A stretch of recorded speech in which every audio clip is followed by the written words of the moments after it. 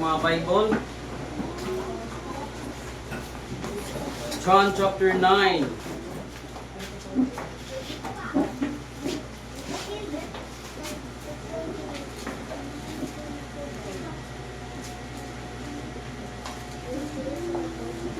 John chapter 9 verses 1 to 12.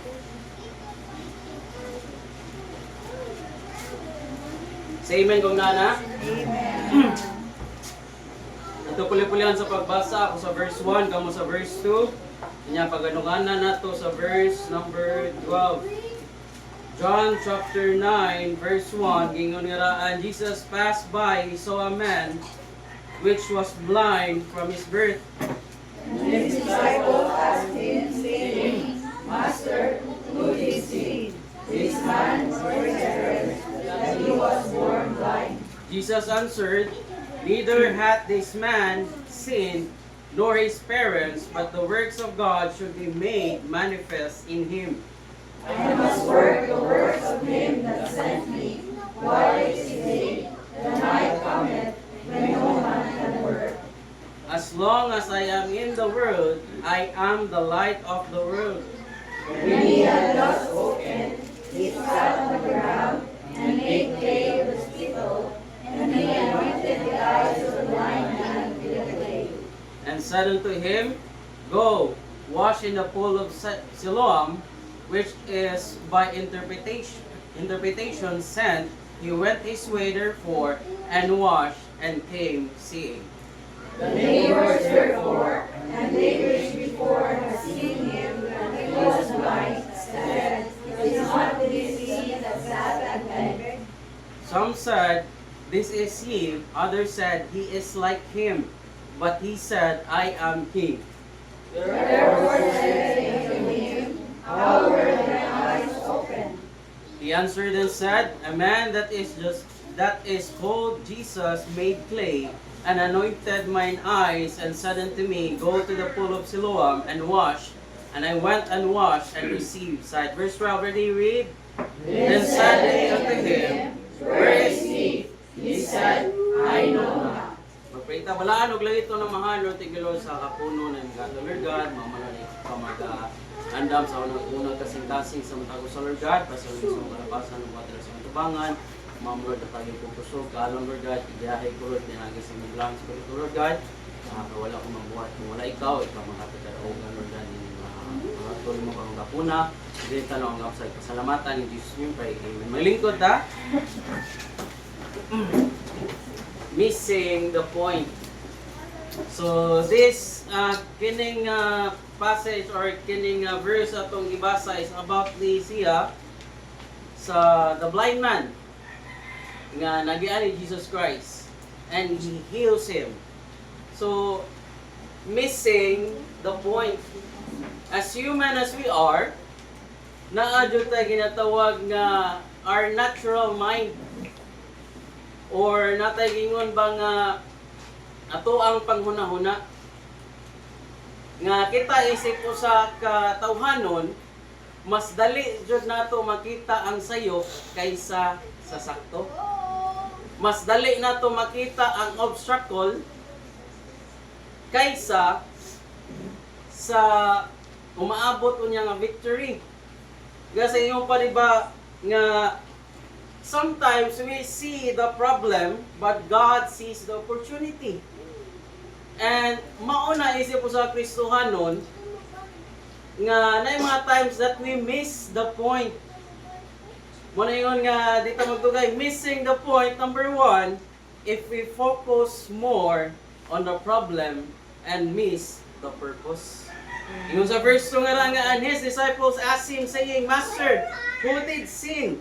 This man or his parents that he was born blind? So sa diyang nagian to nila ang buta nga niingon ang disciple nga ang mga disciples, Lord, kinsay nakasala? Ato magud nga panahon, once gani nga naa kay sakit, iduol na nila or ipadong na nila ngadto sa sala. Meaning nasakit ka tungod kay nakasala ka. mo na nga mga tao sa una, mo na ilang panlantaw nga once gani masakit ka, meaning nakasala ka. So kining mga to, kining nga passage nagpakita nga sa dihana niagi si Jesus Christ kuyog ang mga disciple, nagian nila ang usa ka blind man nga naa sa kilid sa karsada, ningon ang mga disciples nga, Lord, who did sin? Siya ba o iyahang mga parents? And that's kita isip ko sa Kristohano, there are a lot of times that we miss also the point. And we are just the same as the disciples. Nga, focus kayo ta sa problema and nalimot ta nga naanay purpose ang Ginoo nga gihatag nga ngari sa tuwa. Nga nalimot ta nga sa diyang gihatagan ta sa Ginoo og problema, meaning na ay rason ang Ginoo. Na ay gusto ang Ginoo nga makatunan nato at the same time that is an opportunity nga mas mapaduol pa ta niya. And there are a lot of times, mostly all times, we miss the point nga kung unsa may gusto sa Ginoo nga rin sa tuwa. Kay tungod focus kay ta sa problema nga wa na tay laing gunahuna, ang problema lang the problem itself. Di ba, ingon nila nga, let the problem itself. Di ba, lisod kayo noon? Pasag di ang problema, magproblema sa iyang kaugalingon. And most of the time, as a Christian, we miss the point. Nga sa diyang gatagan ta sa Ginoo pagsulay, sa diyang gatagan ta sa Ginoo problema, na gusto ibaw ang Ginoo nga rin sa tuwa, at the same time nga, or makatunan ba? Or basig gimingaw na ang Ginoo nga rin sa tuwa. Okay, ultimo pag-ampo ba yan, malimot na ta. Nakahungit na tagkalima. Last na lang, mahuman na. Dira pa ta nakainom doon lawak pa man ko kaampo dai. Nya unsa pa na nimo pagluwa sa upat ka buok nga natuon nimo. May magbaka nga naarang nga rin nya. While galing ko di balik ra sa may usapon. Di yung tayo nga kita isip po sa Kristohanon, all of the times we miss the point. Kung sa ipaibaw, kung sa gusto sa Ginoo nga, we see the problem, God sees the purpose. Na purpose ang Ginoo nga nung gihatag na niya. Sama ning tawhana God nga balik na sa atong text nga usa ka tawo nga buta. Ang ingon nga na sa verse 3 nga Jesus answered, neither had this man seen nor his parent, but the works of God should be made manifest in him.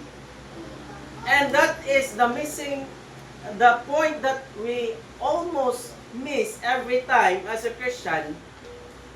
Nga every time nga naatay problema, every time naatay trials, mabot sa ato ang kinabuhi, nakalimot ta nga sa iyo pa nga, but the works of God should be made manifest in Him. Kita isip po sa Kristohanon, once nga natay problema, once nga natay trial, that also means that the work of God be made manifest sa ato ang pagkinabuhi. And that is the point that we miss as a Christian.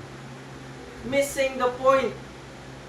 Nga if we focus more on the problem and miss the purpose. Nga sa iyo pa nga, a lot of times, we will not see the wonders God had prepared for us. Kay tungod, busy kay ta, sige panglantaw sa blessing sa uban. Busy kay ta, sige panglantaw sa unsay nahitabo sa uban.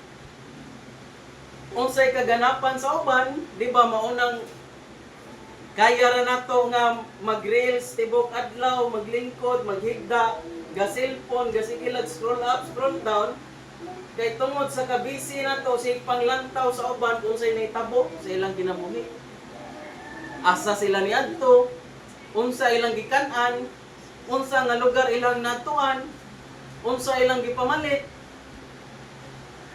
And we miss the point. We miss also the blessing. Nga sa diyang gihatagan ta sa Ginoo og blessing, wa na nato nakit-an kay tungod busy kita sa panglantaw sa uban.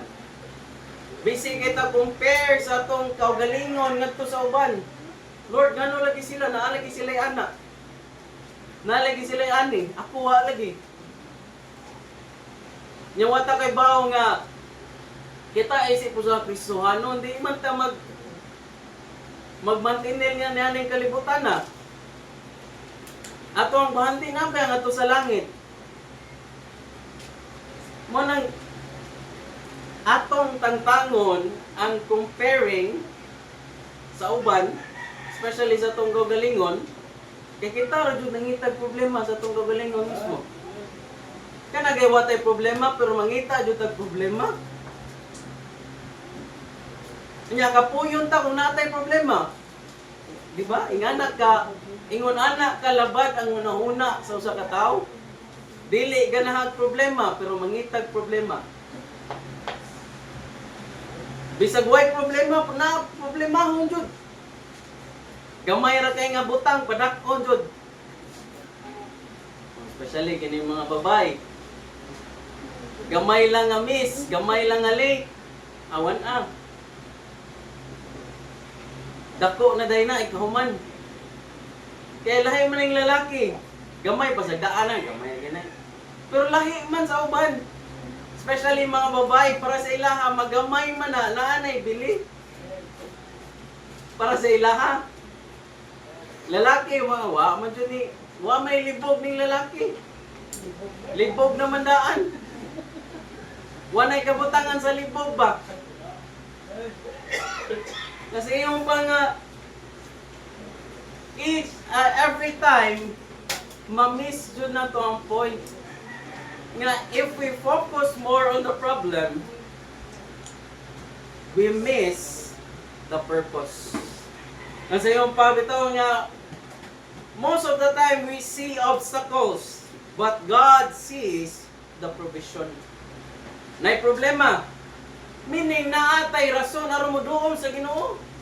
Manaa may problema o wala, kinahanglan o angay ta mo duol sa Ginoo. Malimot manggayta kanang wala tay problema, how much more kung na malimot manggayta kung pagtawag o pagduol sa Ginoo kung wala tay problema, o kanang natay problema, how much more kung wala. Kaya kung naatay problema na, naatay listahan, kinsay duolo na to, kinsay atuo na to, kinsay pwedeng makatabang na to. Mo nang gihatag sa Ginoo na nga problema for Him to work His works and to manifest the goodness and grace sa Ginoo nga rin sa tuwang kinabuhi. Nya kita, naaman dyan tayo ato asad, ato ang gusto, mo na to, mo ba is most of the time ra ba jud ato ba jud gusto ang makuan, masunod. Kay bawat ta kung say sakto, kay bawat ta kinsay duulan, pero dili na to ginabuhat. Permi lang nato kalimtan, ipaulaki lang nato. Kay lagi kining tawhana pwede ni, kana siya pwede na. Unya himan-himan, wala day gapon. Balik-balik. Kana ganing nanay problema kay bawat taon sa solusyon pero di ta mo padong sa solusyon. Mangita taglain. And mura kun sa eskwelahan kini laging maglabad atong sa numbers. Daghang kay formula. Nya, di ba sa school once nga mag-answer math naadyo na siya formula.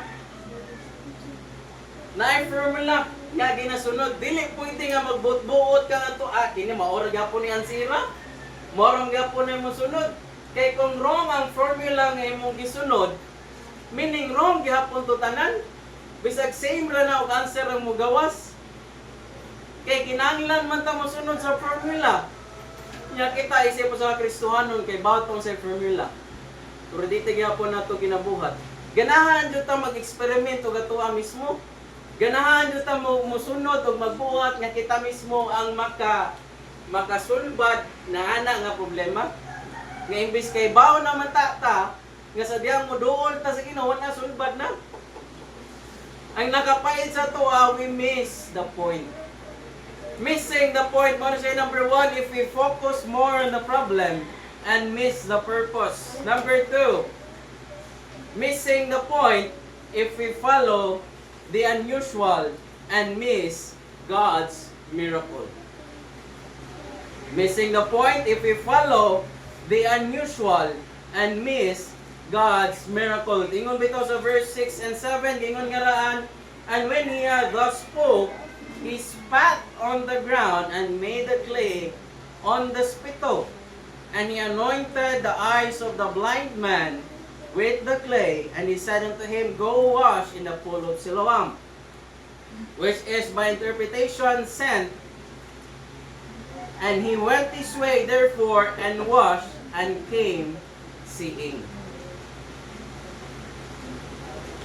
Missing the point if we follow the unusual and miss God's miracle.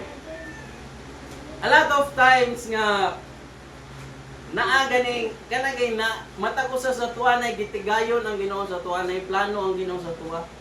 Matako sa tuwa lahi tag blessing. And there are a lot of times mao na di nato ma-appreciate ang atuang blessing nga nagawat na tagamtaman og naangkon kay tungod busy kay ta sige tan-aw sa blessing sa uban. Ay may pa sila na anay ngani. Kanos aga kung makaadto sa danang lugar na no? Kanos asad ka ako makaingon ana?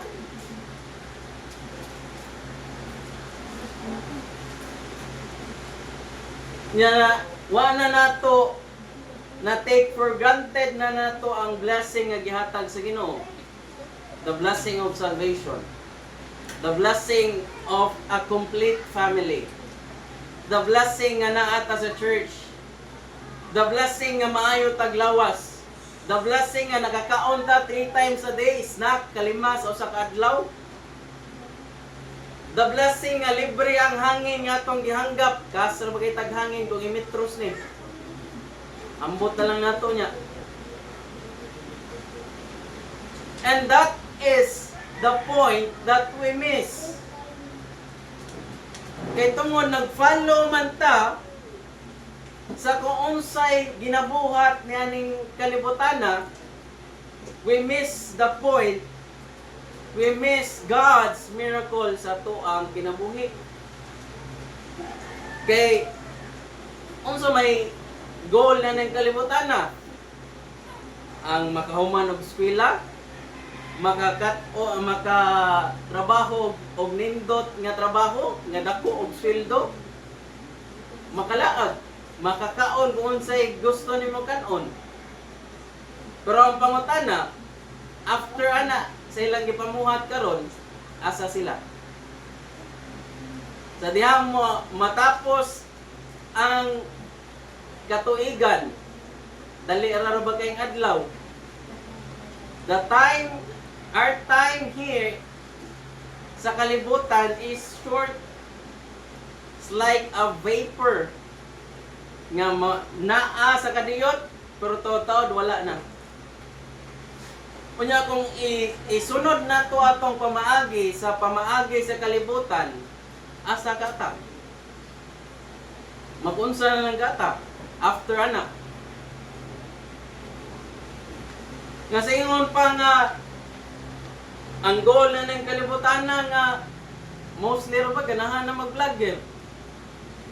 Kana ganing vlog nga travel. Nya mo adto sa usa ka lugar, mo kaon ra. Maniodto ba ka ngadto sa Hong Kong? Nya mo biyahe na sa kapadong Europe, di adto ka mag-dinner. Like shoot. Mao na ang goal na ng kalibutan na.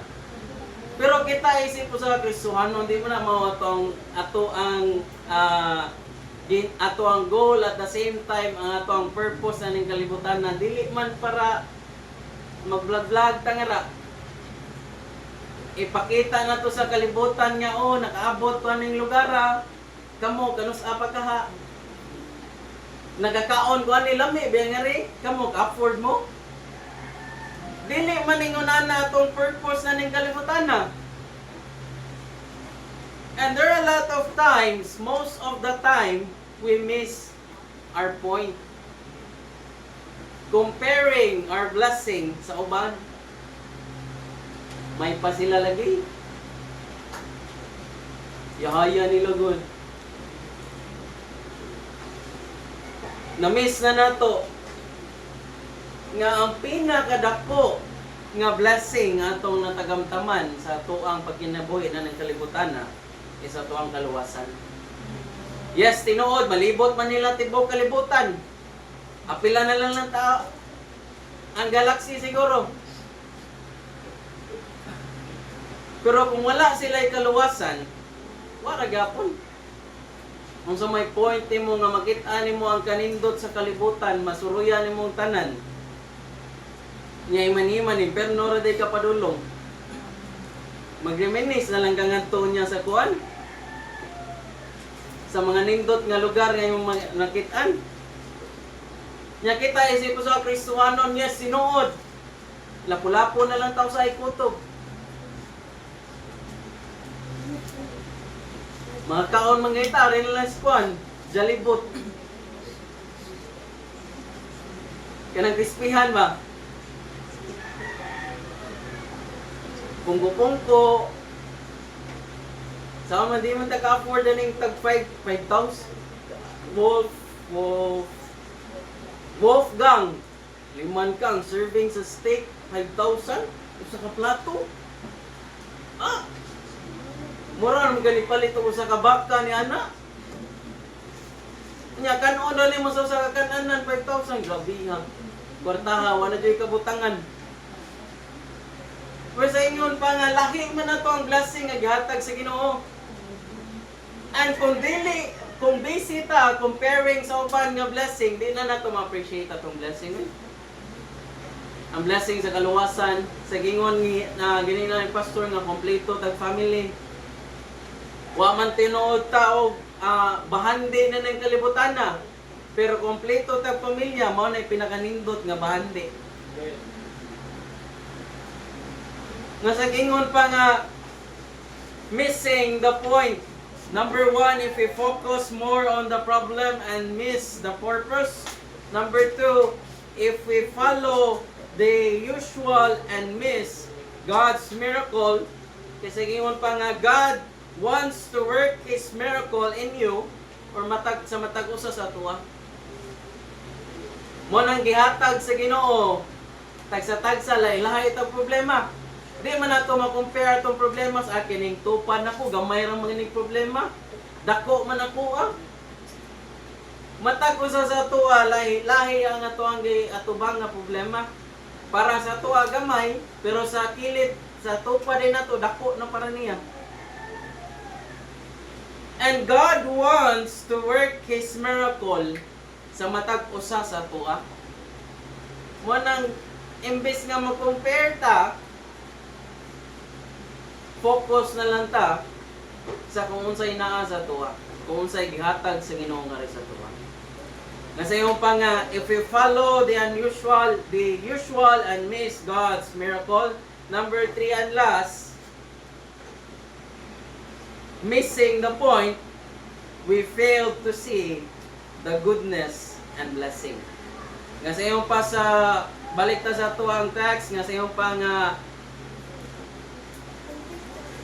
sa verse 11, and he answered and said, a man that is called Jesus made clay and anointed mine eyes and said unto me, go to the pool of Siloam and wash. And I went and washed and received sight. Then said they unto him, where is he? He said, I know not. Look sa verse number 25 to 34. Gingon nga ra ako basahon nga, he answered and said, whether he be a sinner or no, I will not one thing I know, that whereas I was blind, now I see.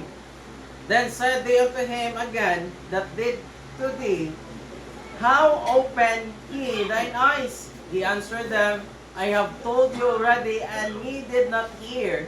Wherefore would ye hear it again? Will ye also be his disciples?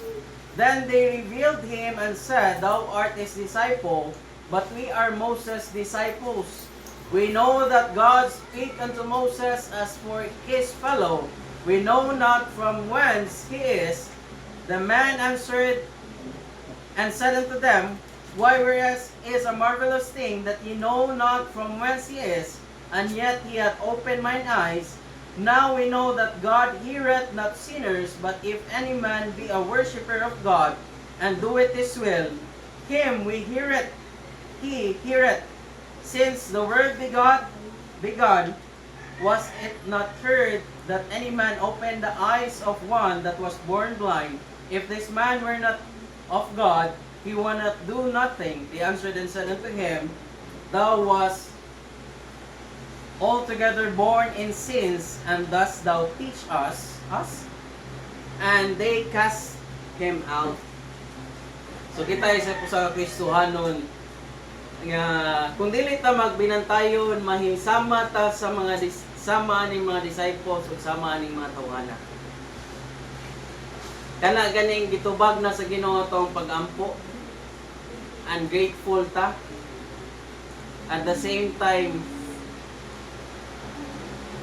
makita nato nini mga tawhana nga sa dihang na bless ang uban, dili sila mutuo. At the same time, gi-question pa nila ning tawhana kining blind man. Munang kita isip po sa Kristohanon, we fail to see the goodness and blessing. And that is the missing point nga to kita isip po sa Kristohanon nga most of the time ma-miss jud nato. Nga to ang panlantaw kini lang ana lang. Pero sa Ginoo man gud tibuok. Ato ang ginatanaw perme kung unsay sayop. Wala na to gitan lisod kayo ang pagtanaw sa kung unsay sakto o nindot nga nabuhat. And as human as we are, matagusa sa to, mao jud na. Inborn naman jud na. Nga mas maayo jud ta mo tan-aw sa sayop kaysa sa insakto. Mas maayo, mas dali jud ta makakita kung unsay sayop aning tawhana, sayop ana niya, kaysa sa pag-appreciate ana nila. Nakita isip po sa Kristohanon, a lot of times we miss the goodness and blessings sa Ginoo. Tungod sa atong pagka-ungrateful. Tungod sa atong kabisi, sige tanaw sa blessings sa uban. Tungod sa atong sige compare sa uban. Tungod sa atong sige pangitag problema, bisag batay problema. Una man gani punan lang jud. Gamay nga butang padak-on. Ala sige ka mo bitaw. Nasa ingon pa nga, diba ingon sa Ginoo sa Isaiah chapter 55.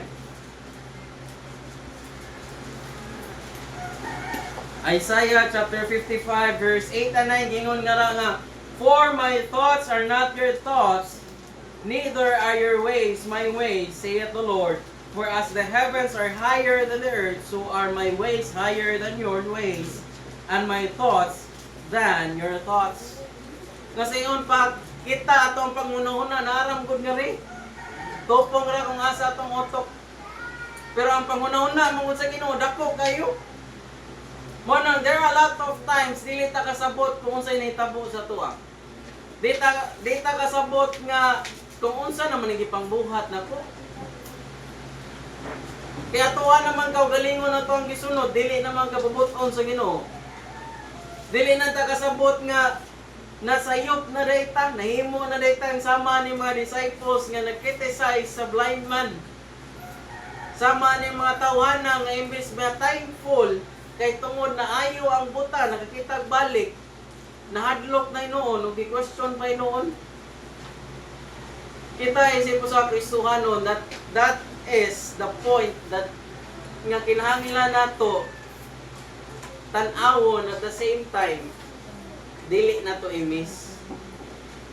Kay most of the time maura ba yun ay ma-miss nato ang pagtan-aw sa nindot o sa maayo kaysa sa pagsalikway sa bati. Bali manggod ta, nindot man bati man nato ikip, nindot ang isalikway.